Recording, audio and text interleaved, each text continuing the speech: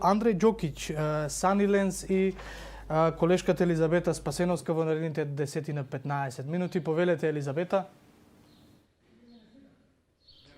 Добро утро. Денеска се вклучуваме од компанијата Санилен, каде што на линк го имаме Андреј Ѓокиќ, кој што е одговорен за управување со отпадно масло. Добро утро и добро дојдовте во утренски брифинг. Добро утро, благодарам на покана. За почеток би спомнала дека токму овде во оваа компанија се преработува отпадното масло за јадење, може и во овој објект во кој што се наоѓаме во моментот, а вие во рака држите и една кутија за собирање на отпадно масло за јадење, кое што може да го добие секој во своето домакинство или на работното место доколку работи во ресторан и да го собере отпадното масло, потоа да го достави до вас, или пак како се одвива процесот. Но она што е важно и зошто сме денеска тука е затоа што тука има и една хумана мисија. Од тука произлегува кампањата Рециклирај и донирај, меѓутоа и една многу поголема акција за зелена економија. За сите овие работи ќе ни кажете вие. Така е, благодарам на прашањето. Значи, сите денес сме запознаени со сериозноста за загадување на животната средина, особено преку отпадот и несоодветното отстранување на отпадот. Нашата компанија ја започнала дејност во 2009 година, кога немаше соодветен систем за управување со отпадно масло, не останува готвење и пржење на храната, ни од корека, односно од претхранбената индустрија, ниту пак од домакинствата, и тоа представуваше голем проблем, бидејќи маслото кога ќе се исфрли може да ги запуши канализационите системи, сериозно да ги загади реките и езерата и чистата вода за пиење, а секако маслото е штетно и за нашето здравје, од кога ќе стане отпад доколку повторно приготвуваме со него или го конзумираме. Идејата за овој систем е токму таа, значи да се заштити животната средина и секако да се најде една права економска вредност од овој отпад, каде што тој ќе може да циркулира и да го одржува овој систем понатаму, за да може соодветно континуирано да се собира и рециклира. Нашиот систем, како што кажав, се зафаќа два сегменти: прехранбените производители, каде што преку нашата колекторска мрежа директно доставуваме амбалажа, го собираме отпадот и при тоа им овозможуваме да ги исполнат сите законски норми, бидејќи како правни субјекти се обврзани соодветно да го предаваат отпадот на овластени компании. Вториот дел за домакинствата, што е уште поинтересен за јавноста, е екохуманитарниот проект и екосоцијалната платформа, ние ја нарекуваме Рециклирај и донирај.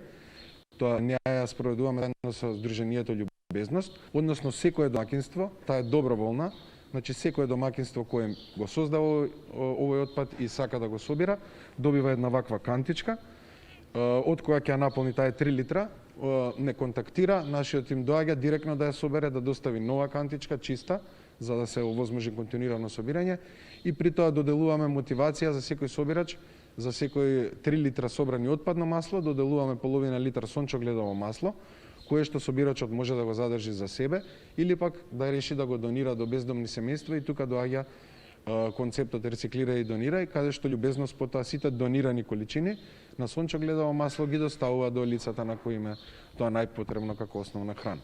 Има ли доволно развиена свест кај населението токму за рециклирање на маслото за јадење, и од друга страна дали се запознаени со акцијата Рециклирај и донирај? Па ние се трудиме што повеќе канали можеме да ги запознаеме граѓаните. Морам да кажам дека кога се трнува од мислата дека, знаете, перцепцијата ние не сме еколошки свесни, никој ништо не прави, не е така, бидејќи со овој систем ние дознавме дека има многу еколошки свесни домакинства, меѓутоа немале можност каде да го отстранат отпадното масло, верувам тоа е и за други видови на отпад. Така да системот расте секој ден, секој месец. Ние гледаме да тој да биде буквално доброволен, значи не да ги натераме луѓето да собираат, туку тој што сака и што гледа вредност во овој систем, и нормално тоа позитивните работи се пренесуваат преку социјалните мрежи, каде што сме активни меѓу собирачите, и секој што ќе види вредноста на овој систем може да се приклучи, тоа е целта, и секој што го создава овој отпад. Може би има некој што дома не готви со растителни масла, па не го создава.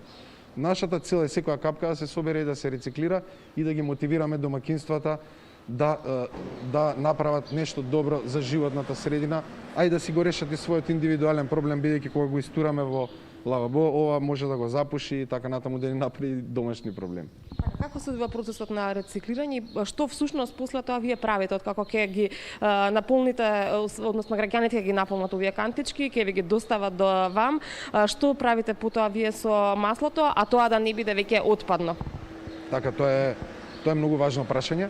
Значи, секоја количина која што се собира од нас завршува во нашиот погон, тука во еден друг дел за управување со отпад, а тука маслото се складира во овие цистерни како финален производ. Значи, најнапред маслото се депакува, односно се носи на загревање, бидејќи мора да се загрее, потоа минува еден процес на филтрација, потоа завршува во овие цистерни, тука додатно се таложи, односно се декантира, се вади додатен талог и нечистоти и откога е спремно како готова екосуровина, потоа го пренесуваме во специјални цистерни каде што се извезува до производители на биодизел, значи се користи во производството на зелена енергија, односно биодизел, а ние сме сертифицирани од Европската унија за тоа да биде по сите стандарди, односно по ЕН нормите 14214 на крајниот производ биодизел.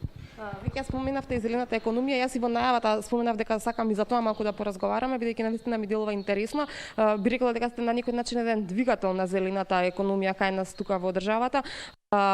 Какви се резултатите од работењето и каков ефект имаат врз развојот на зелената економија? Така, благодарам за обаите зборови. Па видите, и како компанија веќе нашата визија е да одиме кон одржливост, а зелената економија и одржливоста се едно до друго.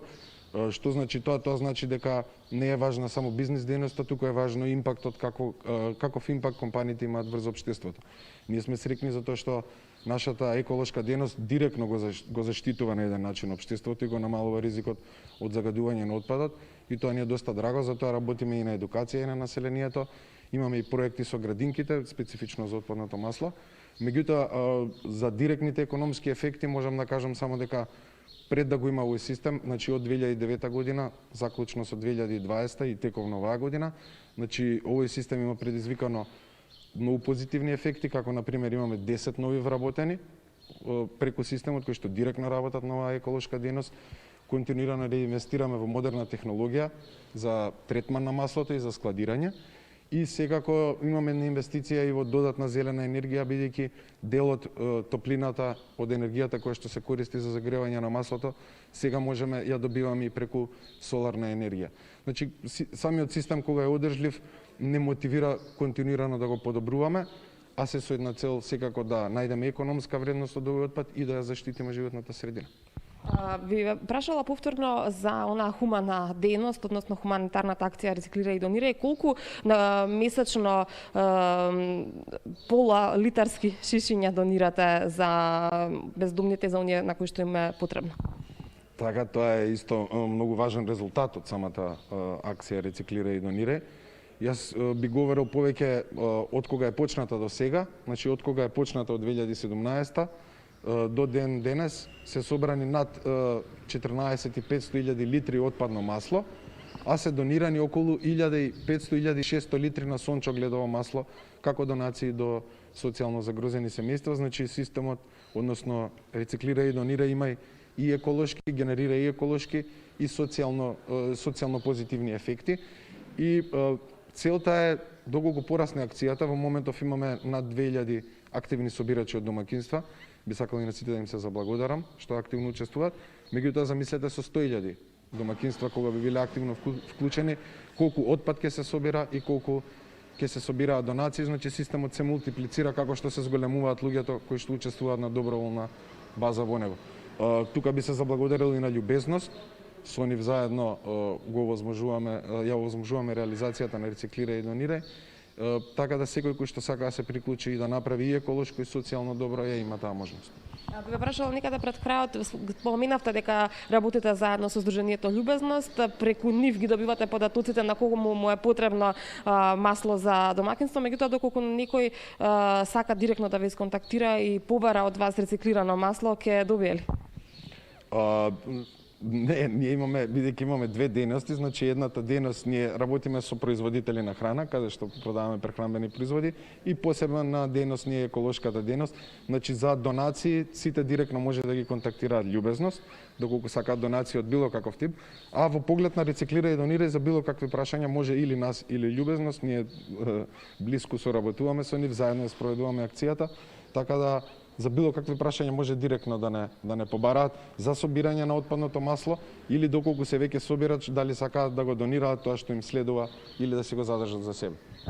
Како може да ве контактираат, дали на телефон, дали на социјалните мрежи, сите кои што сакаат, еве можеби ќе гледаат нашата емисија, разговорот, ќе се заинтересираат и ќе сакаат да почнат да соработуваат со вас?